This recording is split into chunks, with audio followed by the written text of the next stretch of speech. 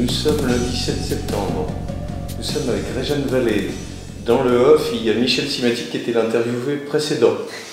Puisqu'on a fait avec Préfiguration une rencontre avec Alexis Blanchet qui a fait des liens que tu connais entre cinéma et jeux vidéo. Et nous avons eu la chance d'avoir un entretien, c'est pas parce qu'il est là, passionnant avec Michel, parce que sur la partie technique et l'interface, c'était plutôt ingrat, donc il faut quelqu'un qui soit passionné.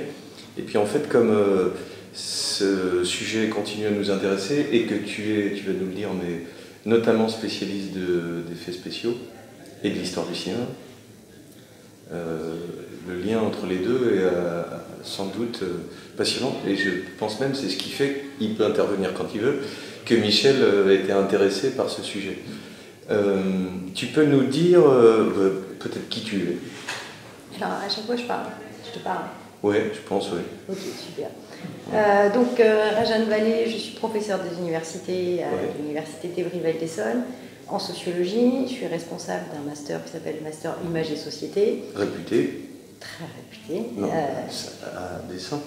Et je travaille depuis ma thèse et un peu avant, en partie, j'ai plusieurs casquettes, mais donc sur l'histoire des effets spéciaux, la perception des effets spéciaux, la façon dont les effets spéciaux se trouvent dans différents supports. Oui. Évidemment, le point de départ, c'est le cinéma, mais pas seulement. D'accord. Tu as organisé il y a peu une grande exposition sur ce sujet. Tu as été le co-commissaire? Je n'étais pas une co-commissaire, mais j'étais dans le comité scientifique et j'ai créé un certain nombre d'activités, des films d'ailleurs aussi pour l'exposition Effets spéciaux creux et l'écran à la Villette, qui était d'octobre 2017 à août 2018. Et je dis souvent que tu es une des, je dis, ça doit être un chiffre au hasard, je ne sais plus d'où il me vient, que tu es une des 3 spécialistes en France, mais c'est une des 5 ou une des... Alors j'en connais 2. D'accord, voilà, c'est pour ça, le chiffre doit venir de toi. Pourquoi c'est un sujet qui est plutôt anglo-saxon? C'est un sujet qui est plutôt anglo-saxon, et puis enfin, il y a le côté effets spéciaux égale industrie, égale ludique, alors même que les effets spéciaux, il y en a dans tous les films, y compris Wells, Renoir, Audiard et compagnie, mais c'est vrai qu'en France on n'aime pas trop ça. C'est l'art et l'industrie qui sont séparés. Toi qui es sociologue, il y a cette... Ah bah c'est très clair. En France, il y a vraiment on a beau dire, on adore lier les deux, travailler sur la technique et l'esthétique, mais c'est un discours. C'est vrai que c'est assez rare en France de travailler l'interpolation entre les deux. Et moi, je me place là. Ce qui fait déjà un gros point commun avec les jeux vidéo, d'ailleurs, puisque c'était un des sujets avec Michel. Peut-être pour situer, parce que tout le monde n'a pas la chance de t'avoir lu, Méliès, premiers effets spéciaux, ou même on suppose dès les Lumières le fait de couper la caméra, reprendre... Non, alors il y en avait même avant, puisqu'on en trouve chez Edison en 1895 dans ces kinétoscopes. En particulier l'exécution de Marie, reine des Écossais, où on a un arrêt de caméra pour pouvoir remplacer l'acteur qui joue Marie à l'époque par un mannequin, et donc pouvoir décapiter le mannequin tranquillement. Donc il y en a en 1895, mais après ça dépend, tu peux remonter ça bien avant, parce qu'au théâtre il y a déjà des effets spéciaux, même si on les appelle plutôt trucs ou effets de machinerie, on en trouve en peinture, on peut considérer que le trompe-l'œil, il y a eu beaucoup d'articles là-dessus, sur en quoi le trompe-l'œil est l'effet spécial de la peinture. Et puis il y a un point commun, théâtre, cinéma, jeux vidéo, c'est aussi l'effet sur un spectateur, avec un point centralisé qui va sans doute avec l'histoire de la perspective, dans un cube. C'est toujours la question de la prise en compte de la façon dont on va voir. Qu'est-ce qu'on peut voir, qu'est-ce qu'on peut ne pas voir, et dans le temps et la position du spectateur, que ce soit dans un spectateur en salle de cinéma, au théâtre, ou évidemment un spectateur un peu particulier du jeu vidéo qui lui peut avoir une multitude de points de vue. Néanmoins, les points de vue sont quand même toujours d'une certaine manière précalculés. Oui. Alors après, je t'ai pas dit de réviser avant, mais comme c'est un sujet en histoire de l'art que j'enseigne qui me passionne, il y a une histoire de la façon de regarder, puisque la perspective à un œil, c'est une invention intellectuelle sur laquelle aujourd'hui encore on commence à évoluer. Mais on dirait qu'il y a une familiarité, ça en fait 2 déjà, industrie, art, et puis effet de regard et de surprise sur le... Et pourtant, il y a des gens qui sont spécialisés sur les effets spéciaux en jeux vidéo, ou c'est même pas une catégorie D'un point de vue professionnel, tu veux dire? Oui, ou chercheur? Chercheur, non. Non, c'est un... Non, chercheur, non. D'un point de vue si vous êtes 3, c'est parce que c'est vraiment encore un domaine qui se cherche? C'est un domaine qui se cherche. Tout ce qui est, de toute façon, la part technique, une analyse technique, une analyse esthétique, économique, etc., de la part technique, en France, c'est quand même assez peu répandu, d'une manière générale. Et quelle situation il y a en pays anglo-saxon? C'est un tout petit peu plus développé, Oui. mais c'est pareil, c'est un petit peu moins, entre guillemets, d'un point de vue légitimité et reconnaissance, il vaut mieux travailler sur Orson Welles que sur l'esthétique des effets spéciaux. C'est parce qu'on a une conception plus liée à l'art, en fait, Oui. du cinéma. Vraiment, clairement. Et puisque tu as été dans des milieux qui sont liés à l'art du cinéma, tu as vu arriver des gens qui commençaient à chercher sur le jeu vidéo, où c'est vraiment encore, tu es dans une niche et il y a une niche de niche qui n'est pas apparue.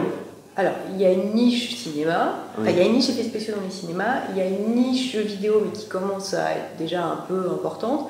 Mais dans les jeux vidéo, travailler sur les effets spéciaux, d'une certaine manière, il y a peu d'effets spéciaux dans les jeux vidéo d'un point de vue technique. C'est-à-dire, si tu gardes d'un point de vue technique, le superviseur d'effets spéciaux dans les jeux vidéo, c'est celui qui s'occupe des effets de particules.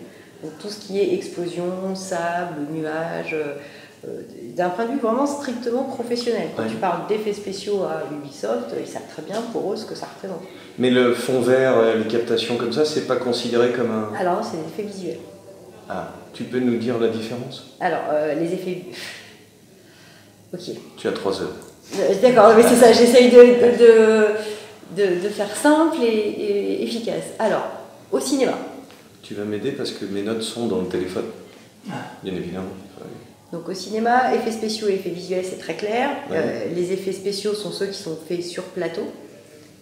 Tout ce qui est pyrotechnie, maquillage, animatronique, perspective forcée, tout ça, c'est effets spéciaux. Oui. Et effets visuels, c'est tout ce qui est fait en post-production avec un ordinateur. Alors ça, c'est même en train de changer parce qu'évidemment, tout ce qui est fait avec un ordinateur en post-prod, de plus en plus, c'est fait même avant avec la prévise ou pendant le tournage avec la prévise on-set. Oui. Ce qui fait que les frontières sont un peu compliquées quand même. Mais d'un point de vue vraiment technique, effets spéciaux sont des techniques spécifiques sur le plateau, et effets visuels, on a besoin d'un ordinateur pour obtenir et fabriquer l'image finale.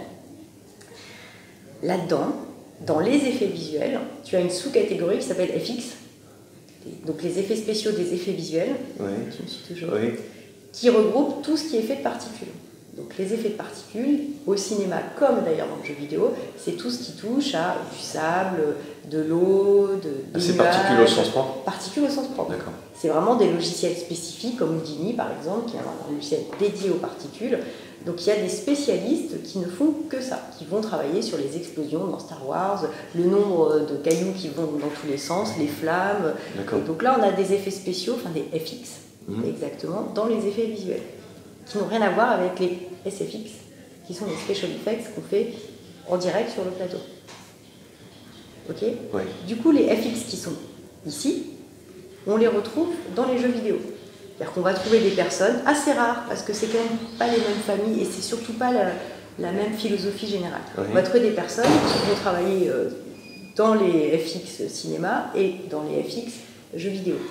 Mais la passation, la circulation des personnes d'un univers à l'autre, elle est compliquée parce que c'est pas la même culture. C'est pas les mêmes familles, déjà, et ça aide d'une certaine manière, et c'est pas tout à fait la même appréhension. C'est-à-dire qu'au cinéma, tu calcules justement un point de vue, point. Tu sais que le spectateur il sera là et il verra ça, et il peut se déplacer, ça sera toujours la même image. Jeux vidéo, tu as la question des multitudes de points de vue, c'est pas la même chose. Et puis évidemment, jeux vidéo, tu as la question du temps réel. Au cinéma, tout est précalculé, tout est préorganisé, fin de l'histoire. Dans le jeu vidéo, tu sais jamais à quel moment le tireur, par exemple, qui est dans un shoot, va shooter et va exploser soit un morceau du décor, soit un morceau de la cervelle d'un zombie. Et du coup, tu sais jamais à quel moment la particule va surgir. Donc ça n'a rien à voir. C'est pour ça que cette question du point de vue unique qui est lié à la perspective en Occident, qui se conteste en histoire de l'art de plus en plus, elle est importante dans le lien qu'on peut... et dans la différence qu'on peut faire entre jeux vidéo et cinéma. Au cinéma, tu vas faire l'effet spécial par rapport à l'image finale, qui est unique. Point. Il n'y a aucune liberté. Alors évidemment, tu peux dire que la personne va regarder plutôt en haut à gauche, plutôt en haut à droite.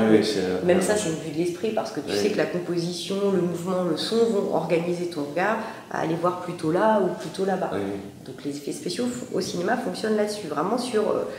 c'est un héritage de la magie, c'est attirer l'attention du spectateur sur un point précis et détourner l'attention du reste. Je ne sais pas si tu as lu le bon Triclot Philosophie du jeu vidéo, c'est un des seuls, et c'est vraiment, ça se réfère à Caillois, à la logique du jeu, il va chercher Aristote, des gens savants, Et il fait un lien que tu es en train d'aborder doucement, tu vois, chapitre 5 de la fête foraine à l'arcade, en fait. C'est-à-dire, ce que tu décris en jeu vidéo vient plutôt, tu disais magie, mais ça vient de l'effet forain. Oui, tout à fait. C'est-à-dire quelque chose qui t'englobe. La question d'immersion, elle est évidente, la question de l'immersion, encore plus en réalité virtuelle. Je parlais de réalité virtuelle tout à l'heure, ça pose d'autres questions, même dans les FX, la réalité virtuelle, mais c'est clair que tu n'es pas tout à fait...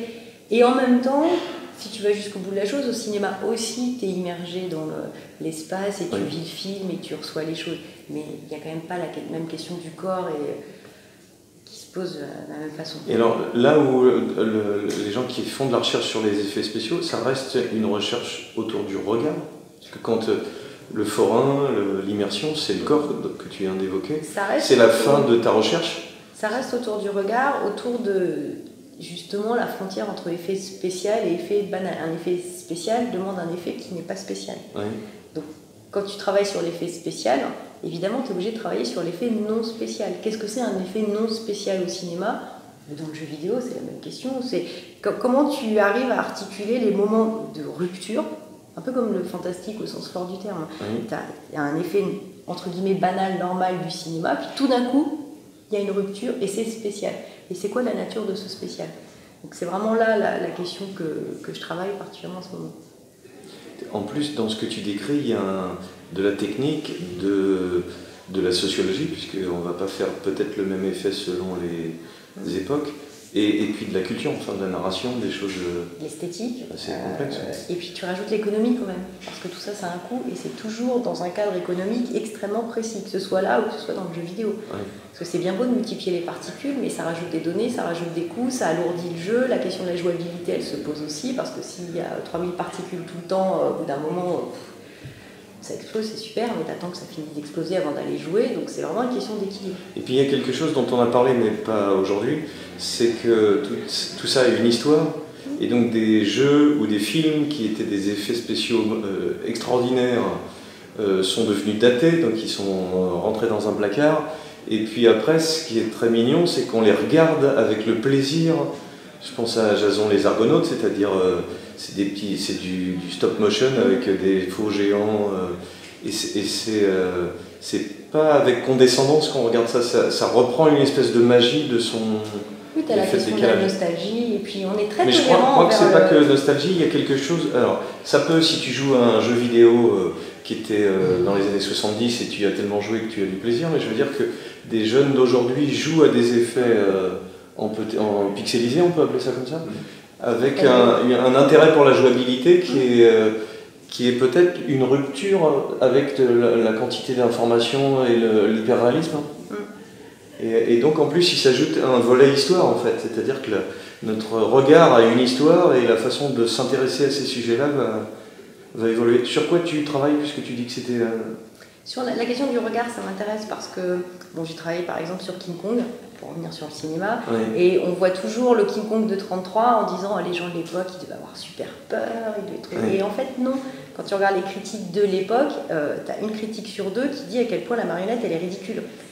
Or nous, quand on regarde ce film, évidemment il y a des saccades, il y a une poésie, il y a une magie qui se dégage, et on essaye de se replacer dans la peau du spectateur de l'époque en se disant il devait trouver ça génial. Non.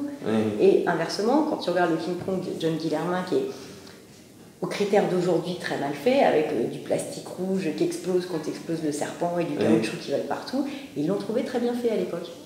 C'était quand même quasiment un an d'écart de Star Wars, donc tu te demandes comment ils ont fait, mais les critiques de l'époque étaient émerveillées devant les prouesses technologiques du film. Donc c'est intéressant parce que notre regard change.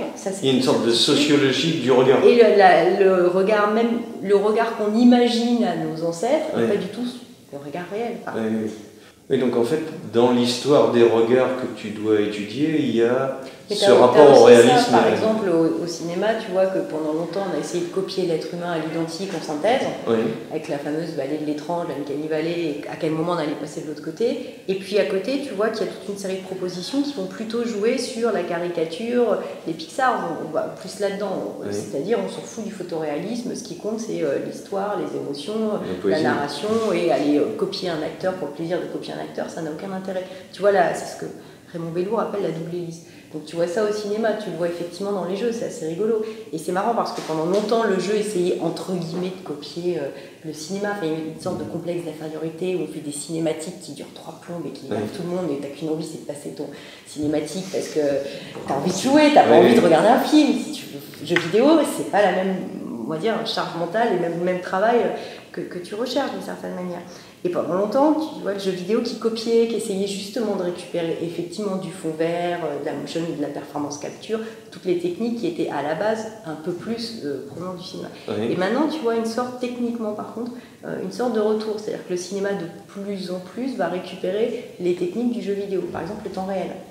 Ce qu'on fait aujourd'hui sur certaines émissions françaises, en l'occurrence, c'est récupérer de la prévise on-set en temps réel, c'est-à-dire qu'en fait tu tournes et tu as le soir même ton incrustation qui est finie. Oui. Ça vient du jeu vidéo. La question du temps réel, elle est vraiment dans le jeu vidéo et on voit que le cinéma est en train de s'approprier cette question-là. Donc d'un point de vue process de production, je ne parle pas forcément de la façon dont... Oui. Mais d'un point de vue process de production, c'est le cinéma qui, d'une certaine manière, copie le jeu vidéo aujourd'hui. Et c'est intéressant de voir les frontières, parce qu'en même temps, c'est deux univers qui se côtoient, mais qui ne sont pas toujours très copains, on va dire. Parce qu'ils sont en rivalité commerciale aussi ? Pas forcément, parce que la culture tu fais un gros succès au cinéma, tu fais Avatar, tu sais que le jeu, derrière, tu vas en vendre. En même temps, c'est pas systématique, parce qu'E.T., ils ont cassé tous les jeux, bon bref. Oui. Il n'y a pas longtemps, mais c'est pas aussi tranché que ça. Oui. Mais malgré tout, pendant longtemps, le cinéma a vu le jeu vidéo comme à la fois un partenaire, où on allait pouvoir travailler ensemble et effectivement écouler la franchise et vraiment faire une série culturelle. Tu fais un film, tu fais un jeu vidéo, tu fais la série télé qui suit, puis tu fais la suite du jeu, enfin, quelque chose, un univers, pas forcément tout le temps le Marvel Cinematic Universe, qui là est vraiment extrêmement complexe. Mais d'une certaine manière, tu vois qu'il y a une forme de complémentarité. Oui. Donc ça, c'est sûr. Maintenant, il y a toujours la peur que le jeu vidéo, effectivement, le syndrome, le stéréotype de la personne qui va rester happée par le jeu vidéo et qui n'ira plus voir les films. Stéréotype. Et est-ce que c'est pas parce que les professionnels cinéma, jeux vidéo viennent pas non plus tout à fait des mêmes formations et des mêmes univers ? Je suis pas sûr qu'il y ait beaucoup de cinéma dans la formation des créateurs de jeux vidéo. Ils doivent le consommer personnellement. Je pense pas, même si les technos sont utilisés, en fait, clairement. Les gens de studios de création d'effets spéciaux vont récupérer des ingénieurs, enfin, ou des techniciens. En fait, cette culture visuelle commune, elle est flottante, elle dépend un peu de... La culture est commune, mais après, ce que tu fabriques, c'est pas du tout la même chose. Oui. Vraiment pas. Enfin, ça, tu peux avoir les mêmes outils. Tu peux avoir la performance capture, tu peux avoir la prévise, tout ça, tu peux, mais de toute façon, tu ne fabriques pas le même objet.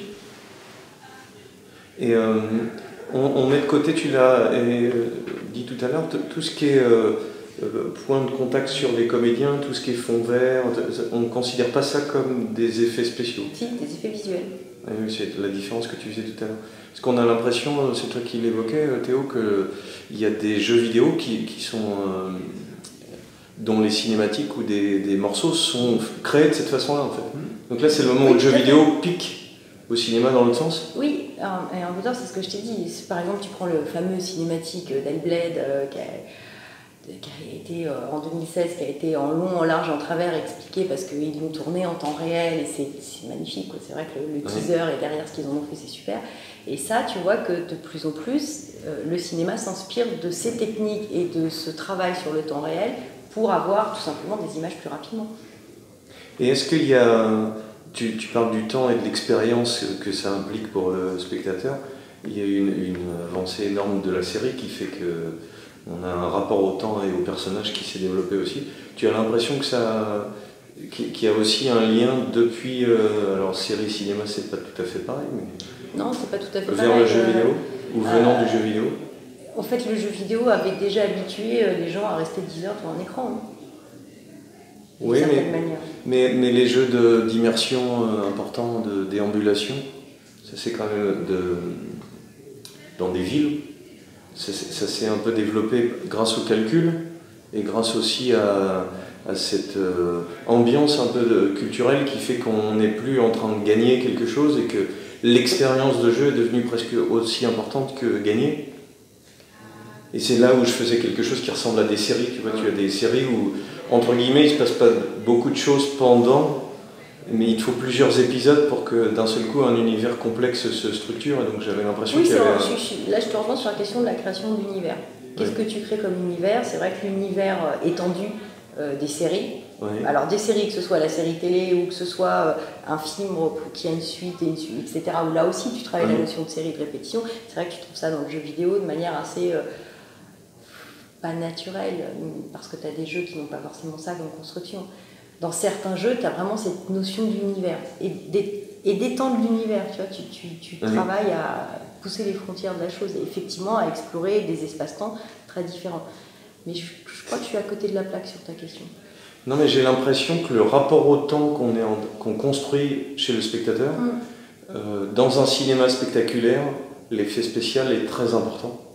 Puisque le film explose en un sens et monte en gamme. Les jeux vidéo d'immersion, les séries fabriquent un rapport au temps du spectateur qui est de plus en plus important et qui a changé. Et j'ai l'impression, c'est pour ça que je te demandais si la captation sur les comédiens va être considérée comme un effet spécial, c'est qu'on pourrait avoir l'impression qu'il n'y a plus d'effet spécial dans ces séries-là ou dans ces images-là. Et que donc c'est peut-être parce que je fais exprès de prendre... l'effet spécial comme un effet pop d'explosion et qu'il est caché à d'autres endroits que je connais pas. La difficulté de l'effet spécial, quand tu parles de l'effet spécial de manière un peu générique, c'est que tu as vraiment deux familles. Tu as la famille effet pop spectaculaire et ça explose de partout, qui c'est une chose. Donc mettons dans le jeu vidéo les explosions, tu tires et ça shoot, ok. Et à côté de ça, tu as toute la partie imperceptible. Si tu reprends Christian Metz, ou si je reprends le jeu vidéo, ça va être les nuages par exemple, ça va être le vent et un petit peu de sable comme ça. Plutôt des choses qu'on ne voit pas en tant que telles, mais qu'on perçoit, qui participent de la création d'une ambiance, de l'atmosphère, de l'effet de réel. Et tout ça, c'est assez intéressant parce que tu ne les vois pas. Je ne sais pas si tu as beaucoup regardé de nuages quand tu étais en train de tuer partout dans une ville, je ne suis pas persuadée. Et en même temps, ça participe vraiment de la crédibilité, de ton rapport à l'espace. Et si tu ne les vois pas, il va manquer un truc. Mais au cinéma, c'est la même chose. Au cinéma, tu as les deux familles aussi. Et c'est pareil, au cinéma, tu vas créer un magnifique matte painting, enfin une peinture sur verre qui va représenter un super décor. Et puis si tu n'as pas un petit oiseau qui passe, personne ne va voir l'oiseau. Et en même temps, tout le monde le perçoit. Et c'est ce tout petit oiseau qui va permettre de faire qu'on y croit. On ne l'a pas vu, mais si on n'avait pas mis l'oiseau, on aurait vu l'absence. C'est assez bizarre comme Et là, tu as la même chose dans le jeu vidéo, c'est-à-dire que tu as effectivement les effets qui sont très spectaculaires et quand tu me dis ça, je pense même à, je joue pas, mais un jeu de foot où il faut que l'herbe bouge, les spectateurs bougent, qu'il y ait du son. C'est pas le jeu lui-même, mais enfin s'il se passe rien derrière et qu'ils ont l'air en carton, c'est un peu... Ça va te sembler trop étrange et tu vas y voir un moment comme ça. Donc c'est intéressant de voir l'opposition entre les deux. Or, il se trouve que là aussi, professionnellement parlant, tu fais plus de nuages et d'herbes qui bougent que d'explosions. Mais le spectateur va retenir surtout l'explosion parce que c'est ça, effectivement, qui est associé à l'effet spécial. Oui, tu veux dire que ces deux familles-là comptent autant dans tes intérêts de recherche si ce n'est, si tu vas jusqu'au bout, l'effet imperceptible, de mon point de vue, il est beaucoup plus intéressant parce qu'il est plus difficile. Parce que c'est plus difficile. C'est compliqué d'avoir un nuage qui ressemble à un nuage. Parce qu'un nuage, on en voit tous les jours. On sait ce que c'est. Un être humain, c'est pour ça que pendant longtemps, la question de l'uncanny valley se posait. On est expert en être humain. On voit des êtres humains, sauf exception, tous les jours. Donc l'œil, on est capable de voir à l'œil près ce qui se passe. Une explosion, quand on tire sur un mur, moi je tire pas tous les jours sur un mur, donc j'ai aucune idée à quoi ça peut ressembler au final. Je n'ai que l'idée que le cinéma, la série, la télé m'en ont donné. Donc je n'ai que des images d'explosion. Donc de ce fait, quand tu travailles sur une explosion ou un dinosaure ou ce que tu veux de spectaculaire, nos références c'est déjà le monde de l'image qu'on a derrière nous. Donc c'est pas que c'est plus facile, mais d'une certaine manière, c'est pas tout à fait la même chose. Un faux nuage, tu vas tout de suite le voir. Un faux dinosaure. Et puis là, on va sur de l'histoire de l'art, c'est tout à fait passionnant. C'est que dans le nuage, il y a ta vue réelle, mais il y a toute l'histoire de l'art ancienne en plus, qui a montré des nuages auxquels on s'est habitué plus ou moins, qu'ils se rapprochent du réel ou pas en plus. Le nuage est passionnant dans l'art parce que tu vois en photo, les premiers trucages de photos, c'était remettre un nuage dans un paysage. Tu ne pouvais pas avoir sur une même photo un paysage et un nuage avec les appareils photo du milieu du 19e siècle, tu avais l'un ou l'autre en termes d'exposition. Donc les premiers trucages, ça consistait à faire du cache contre cache pour avoir les deux et pour justement retrouver l'effet nuage de la peinture, c'est-à-dire la perspective, la profondeur, la texture et le réalisme, le truc banal. Je vais te raconter un truc, puisque je suis prof de dessin peinture, je fais très souvent faire des exercices comme ceux des nuages pour une raison simple, c'est que alors déjà, une erreur de perspective sur un nez et sur un nuage, ça n'a pas les mêmes dégâts, et l'élève va voir ce dégât. Et en plus, on a une appréhension dont tu parles de culture visuelle, d'avoir des humains qui disparaît avec le nuage. C'est-à-dire on a plus de facilité à le voir comme une masse et comme une forme, et donc à faire de la peinture. En fait. Même si on a une culture précédente. Par contre, quand on tire des fils sur l'histoire des nuages en art, ils ont évolué. En fait. Alors que j'espère que le boulot du nuage, c'est d'être un nuage depuis toujours, mais en fait, c'est parce que l'histoire visuelle a évolué aussi.